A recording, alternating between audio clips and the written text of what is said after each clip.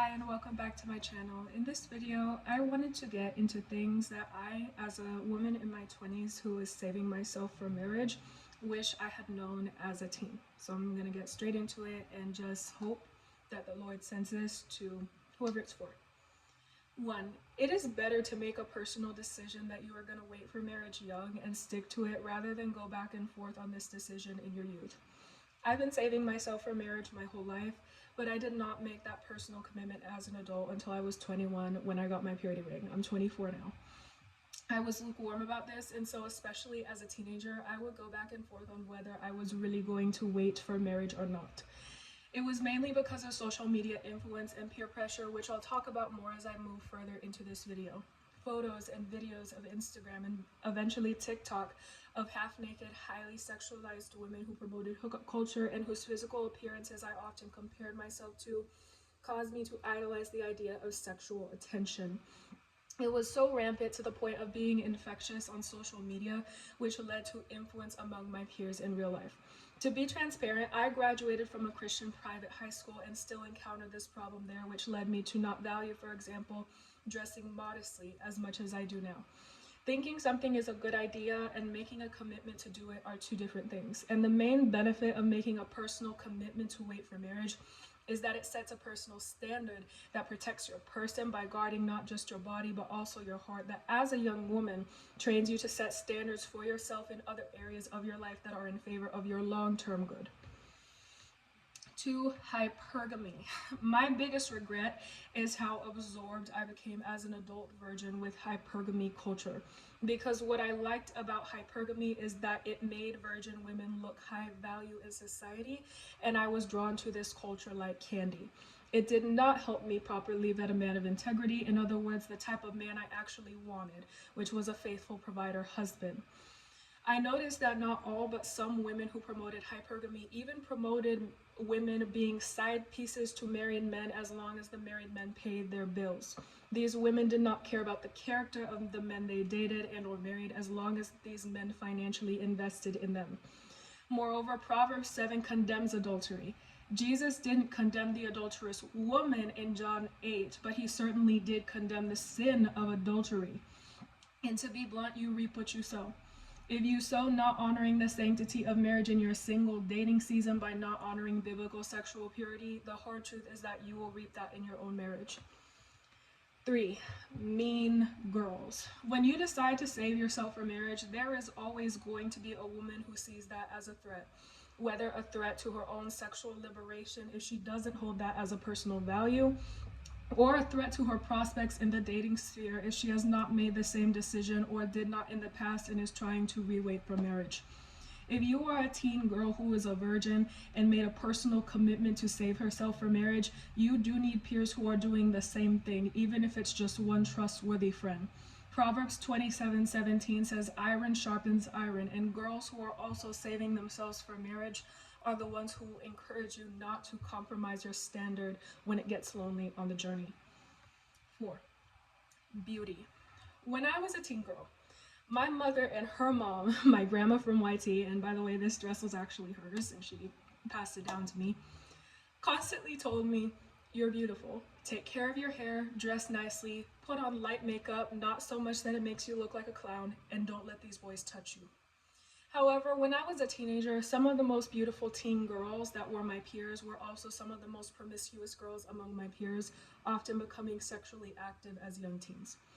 Because of this, even though I had my mom and grandma at home telling me to take care of my beauty by setting high standards for myself and not compromising my sexual boundaries, I went through a period as a teen girl where I thought it was a positive thing as a young woman to be promiscuous and to draw sexual attention to yourself. This led to me struggling with my self-esteem as a teen girl because young men respected me, but they did not make advances toward me because essentially they knew I was a virgin and considered it a lost cause to try because they knew I was only interested in a serious relationship. As an adult woman, I wish I could go back in time and give my confused teen self a hug. Because since I had a reputation in high school of not compromising my sexual purity, young men never dared to make sexual comments about me in my presence. But it was not until I became an adult that I truly comprehended that was a compliment. It is not a compliment when a man or boy lusts after you. I took it for granted as a teen that I was respected and had a good name as a young woman because I respected my body. And it is written in Ecclesiastes 7:1, a good name is better than fine perfume. It is easy when you are a beautiful young woman to become obsessed with the attention you get because of your beauty, especially when your teen hormones are raging. However, Proverbs 11:22 says, like a gold ring in a pig's snout is a beautiful woman who shows no discretion. On discretion, it is also written in Proverbs 2:11, discretion will protect you. So what is discretion? The way I personally like to define it is applied discernment. You are prayerfully using your God-given discernment as a young teen girl to do what my mother termed a vet young men. You are transparent from the beginning with young men that you have boundaries by presenting yourself in a way that communicates to men that you have boundaries. For example, if you're wearing skimpy, skin-tight clothing that attracts men, not just boys, but men of all ages who are lustful and view you dressing that way as a sign you're sexually available, and if you're a teen girl, that you're doing so because you're naive and don't know better. It makes you vulnerable to being groomed even by guys older than you, who initially act like they're impressed by your confidence and like you're mature for your age. But most young women nowadays, to be blunt, underestimate how aware young men are of how likely a girl is to put out. Your sexual purity as a young woman protects not just your body, but also guards your heart, soul, mind, and spirit. It's not prudish, it's dignity and wisdom. 5. Pornography, masturbation, and erotica. I would say for the girls who are saving themselves for marriage, many of them, including myself, are bookworms, and erotica has been the most vulnerable point among us. An obsession with steamy romance novels. God personally convicted me that sexual sin begins in the heart. That's why it's written in Proverbs 4:23, guard your heart. Because reading is a less mindless activity than watching pornography and masturbation tend to be, I've seen girls try to brush off the negative impact of reading erotica for this reason. However, there do exist clean romance novels that aren't dull, and my prayer is that more authors are inspired to write them. On Proverbs 4:23, I believe because of the impact of what social media is like right now, teen girls are taught that femininity all around has a trashy, seductive appearance. They are taught to enjoy just being girls and being girly, and that this is valuable. They aren't taught how much fun it is to have flair, embrace your creative gifts as a young woman, share your dreams, visions, and aspirations with like-minded young women, and build strong friendships with other girls based on shared values and principles. And how much fun it is to find your personal fashion sense that doesn't revolve around the maximum amount of skin you can show. I am a girl who loves jewelry, and I have been since I was a little girl because my grandma from YT loved jewelry. Like Stephanie, whose Christian jewelry business Uniquely Chosen I reference in my Big Sis in Christ advice video, one of my dreams was to become a Christian jewelry designer, especially after I had my purity ring custom designed. It's a rose gold heart-shaped diamond ring. Embracing your individual mind and unique spark as a young woman instead of constantly comparing yourself to other girls. Young women aren't conventionally taught that in this current society.